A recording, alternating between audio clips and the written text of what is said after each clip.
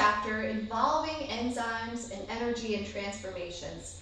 And we're leading up towards cellular respiration and fermentation. So I like to do an exercise with class involving fermentation, and that is making sauerkraut.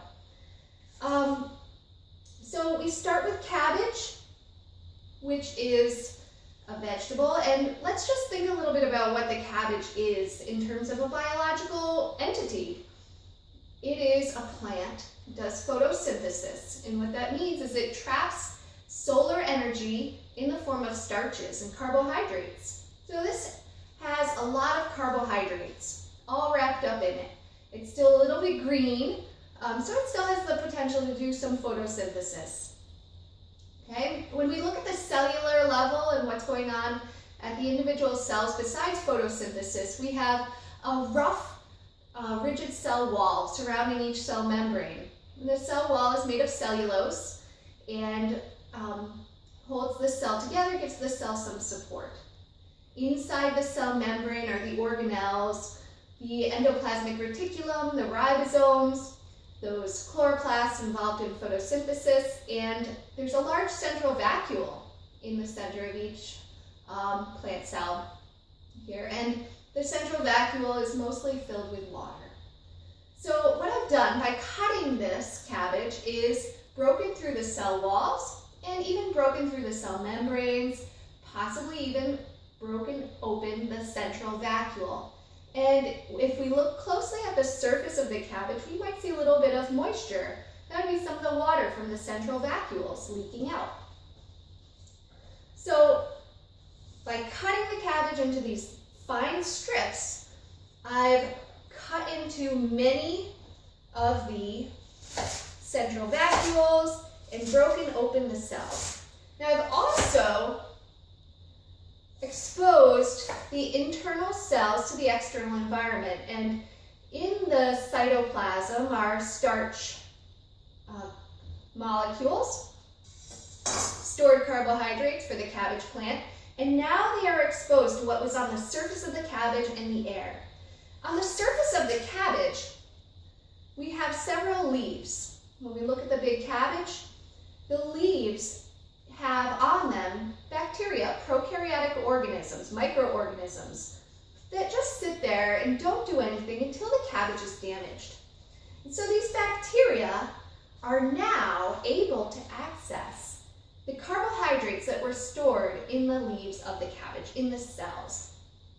So these opportunistic bacteria can now exploit the starch that is inside the cells of the cabbage plant. And they're going to do that and eat the sugars and the starches and start breaking them down in a low oxygen environment, and that will allow them to ferment the cabbage. So how do we get this cabbage into a low oxygen environment? If I just let the cabbage sit on the counter, what would happen? It would wilt and rot.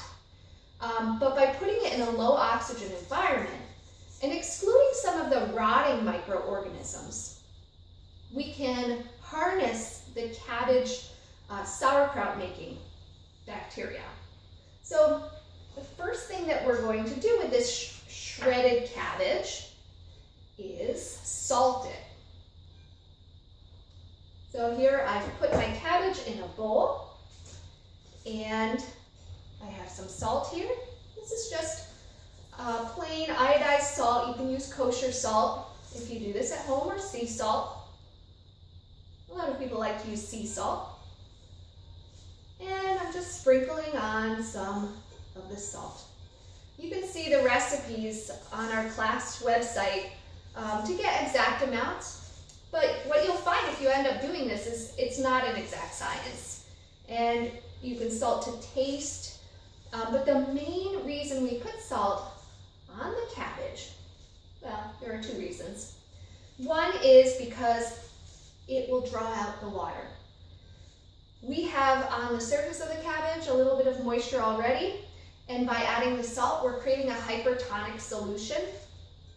When cells are placed in a hypertonic solution, solutes will enter the cell and water will leave the cell to equal out the amounts and concentrations of both on each side of the plasma membrane. So, as we create this hypertonic solution, we are drawing out water from the cells. And that's going to allow this to moisten, and eventually we'll be able to press this cabbage down into its own liquid that will allow it to ferment in that low oxygen underwater environment.